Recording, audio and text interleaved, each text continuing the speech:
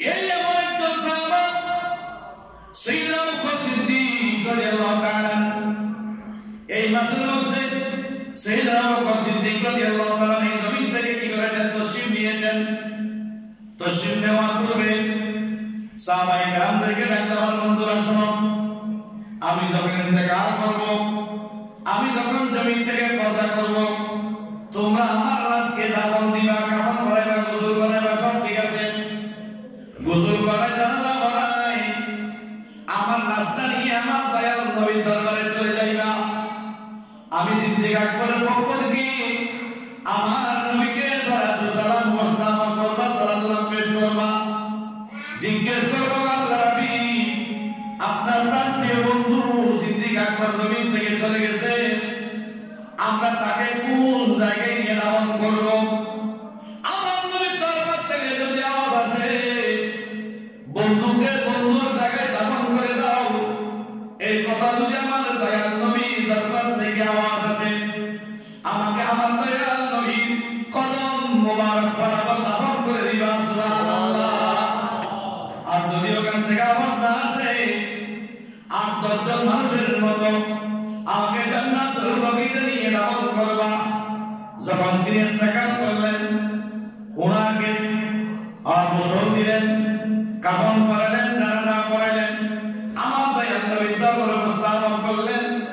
আমার দয়াল নবীর দরবারে বারকে আযম সহ সমস্ত সাহাবায়ে কেরাম রাদিয়াল্লাহু আনহুম সালামি প্রস্তাব করে জিজ্ঞেস করলেন, আল্লাহর হাবিব, আপনার সবচেয়ে কাছের বন্ধু সিদ্দিক আকবরকে নিয়ে আসলাম, তাকে আমরা কোথায় দাফন করব? এই কথা বলতে দেরি নাই, আমার দয়াল নবীর দরবার থেকে আওয়াজ আসলো, ও আমার সাহাবায়ে কেরাম, বন্ধুকে বন্ধুর পাশে দাফন করে দাও, সুবহানাল্লাহ। দেখেন কেমন প্রেম ভালোবাসা ছিল। সিদ্দিক আকবর ছিল আমার নবীর শ্বশুর, আমার নবী ছিল সিদ্দিক আকবরের জামাতা, কিন্তু জিন্দেগীর মধ্যে জীবনের কোনদিন আমার নবী সিদ্দিক আকবরের হে শ্বশুর আব্বা, সিদ্দিক আকবর বলে আমার নবীকে আমার জামাতা, এই কথা বলে সম্বোধন করে নাই। যতবার সিদ্দিক আকবর দয়াল নবীকে ডাকতেন বলেন, ইয়া রাসূলুল্লাহ।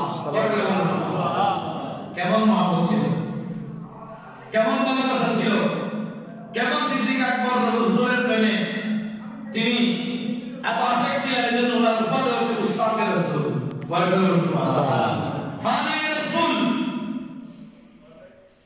সেই সিদ্দিক আকবর এই জামালি উসানি মাসে এই জমিন থেকে পর্দা করেছেন। কিভাবে তিনি চলে গেলেন? হাদিস শরীফে এসেছে, ওয়ালাকাদ ওয়াফিয়া ফি মিথলি হাযা শাহরি আবু বকর সিদ্দিক রাদিয়াল্লাহু তাআলা ফানাযালা বিল মারাদু ফিল ইয়াউমি সাবিঈ। এই মাসের ৭ম তারিখে সিদ্দিক আকবর রাদিয়াল্লাহু তাআলা অসুস্থতা বেড়ে গেল। তিনি ভীষণ রোগে আক্রান্ত হলেন, অনেক রোগাক্রান্ত হয়ে গেলেন। ফাকালু লাহু হিনা জাউ ইয়াউদুনাহু, সমস্ত সাহাবায়ে কেরাম ওনাকে দেখতে গেলেন, ওনার বাসায় গেলেন, ওনার বাসায় গিয়ে বলতেছেন, আলা নাদউকা আলা নাদউ লাকা তাবিবা। হুজুর, আপনাকে আপনার জন্য কোনো ডাক্তার ডাকবো না? আমরা কোনো ডাক্তারকে আপনার জন্য আনবো না? আমরা ডাক্তার নিয়ে আসি আপনার জন্য, আপনার চিকিৎসা করাই। তিনি বললেন, জুরু ফি মারাদিকা শারীর, আমরা দেখতে পাচ্ছি আপনার অনেক বেশি অসুস্থতা বৃদ্ধি পেয়েছে, আপনি অনেক কষ্ট পাচ্ছেন, আমরা কি আপনার জন্য কোনো ডাক্তার আহ্বান করবো, ডাকবো? ফাকালা, সিদ্দিক আকবর বললেন, ক্বাদ নাযারাল্লাহু ইলাইয়া, ও আমার বন্ধুরা, নিশ্চয় নিশ্চয় মহান রব্বুল আলামিন আমার দিকে দেখে আছেন, সুবহানাল্লাহ। আল্লাহ আমাকে দেখে আছেন, আল্লাহ আমার দিকে নজর করে আছেন। ফাকালা ইন্নী ফাইলুন লিমা ইউরিদ, আল্লাহ দৃষ্টিপাত করে আছেন। আল্লাহ তো বলতেছেন, আমি যা ইচ্ছা তাই করতে পারি, আমার ইচ্ছা মতো আমি কাজ করি। তো আল্লাহ যেহেতু যা ইচ্ছা তাই করতে পারেন, তোমরা আমার জন্য ডাক্তার দেখানোর প্রয়োজন নাই। ওয়া তাআলা, তিনি তেলাওয়াত করলেন, কওলুহু তাআলা ওয়া জাআত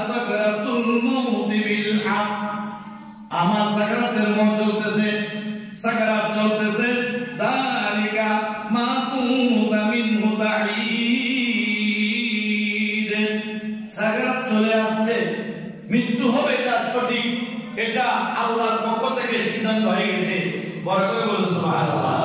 আল্লাহ বলেন তোমরা ওই সাকারাতের মধ্যে এমন একটা জিনিস, সেখান থেকে তোমরা চাইবে যে পালিয়ে যাওয়ার জন্য, তোমরা এখানে পালিয়ে যাওয়ার জন্য দেখবে, কিন্তু সুযোগ নাই। সাকারাত যখন চলবে কারো কথা শুনবে না, কারো আওয়াজ তার কান পর্যন্ত পৌঁছাবে না, কারো কথা সে কি করবে না, অনুধাবন করবে না।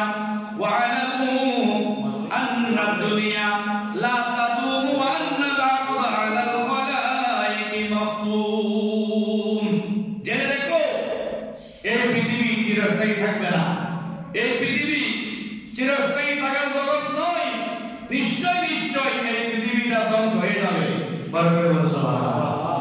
যারা চিন্তা করে পৃথিবীর জমিনে থাকবে, চিরকাল বেঁচে থাকবে, সিদ্দিক আকবর বললেন না, তারা বেঁচে থাকার সুযোগ নাই। যেহেতু মাওলাই করিম নিজেই হুজুরকে জবানে ঘোষণা দিয়েছেন, কুল্লু নাফসিন যায়িকাতুল মাউত, নিশ্চয় নিশ্চয় যারা জীবন নিয়ে হায়াত নিয়ে জমিনে এসেছে, অবশ্যই তারা মৃত্যু নিয়ে জমিন থেকে ফিরে যাওয়ার কথা বলছে সুবহানাল্লাহ। যারা জমিনে হায়াত নিয়ে এসেছে তারা মৃত্যুর দিকে ধাবিত, হায়াত না মৃত্যুর দিকে, মৃত্যুটা কবর দিকে, কবরটা হাতের দিকে।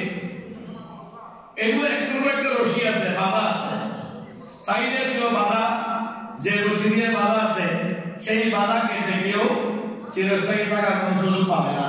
বড় করে বলুন সুবহানাল্লাহ। চলা দুনিয়া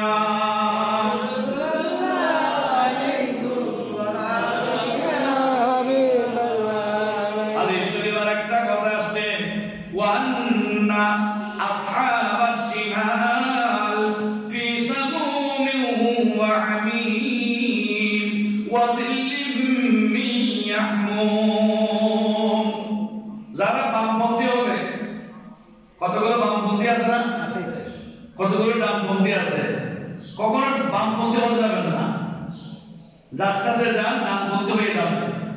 বামপন্থীরা জাহান্নামী, বামপন্থী কোন দিকে, এটা হাদিস শরীফের কথা। ওয়ান্না আসহাবাস শিমাল, যারা বাম দল হবে, বামপন্থী হবে, ফি সামুমিন ওয়া হামিম ওয়া যিল্লিন মাইন ইয়াহমুম, তারা জাহান্নামের টকবগে গরম পানির মধ্যে তারা সিদ্ধ হয়ে থাকবে।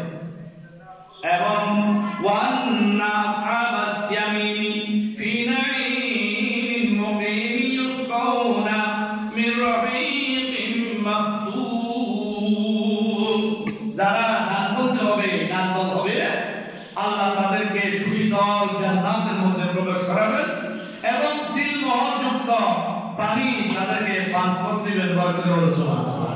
মির রাহিকিম মাখতুম, আমার নবীর জীবনী যেটা লেখা আছে, নবীর জীবনীর মধ্যে মির রাহিকিম মাখতুম একটা কিতাব আছে, ওটা নবীর জীবনীর মধ্যে নাম দিয়েছেন রাহিকিম মাখতুম। ওয়াল্লাহি লা বুদ্দা মিন হাসরিন আউয়ালিনা ওয়াল আখিরিনা ওয়া লা বুদ্দা মিন সুওয়ালিল মুতাকাদ্দিমিনা ওয়াল মুতাআখিরিন বাইনা ইয়াদাই রাব্বিল আলামিন। বরকত সুবহানাল্লাহ। ওই কিয়ামতের ময়দানে আল্লাহর কসম করে বলছে, আল্লাহ, আল্লাহর কসম, লা বুদ্দা মিন হাসরিল আউয়ালিনা, অবশ্যই অবশ্যই আল্লাহর দরবারে সবাইকে হাজির হইতে হবে, সবাইকে যাইতে হবে এবং আল্লাহর কাছে সবাইকে জবাবদিহিতা করতে হবে। বরকত সুবহানাল্লাহ।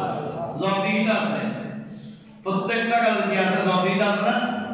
কে কতটুকু কাজ করলে এটা জবাবদিহিতা আছে না নাই? আছে। আল্লাহর দরবারেও সেভাবে কি হতে হবে, জবাবদিহিতা করতে হবে এবং ওই জবাবদিহিতা থেকে কোনো মানুষ পিছন দিকে ফিরে পলায়ন করতে পারবে না। যেমন কোরআন শরীফের মধ্যে আছে, বিসমিল্লাহির রহমানির রহিম, ইয়াউমা নাদউ কুল্লা উনাসিন ইয়াউমা নাদউ কুল্লা উনাসিন বিইমামিহিম, কিয়ামতের ময়দানে মানুষদেরকে দলে দলে আল্লাহ ডাক দিবেন, ইমাম ধরে ধরে। কি ধরে? আজকে যারা ইমাম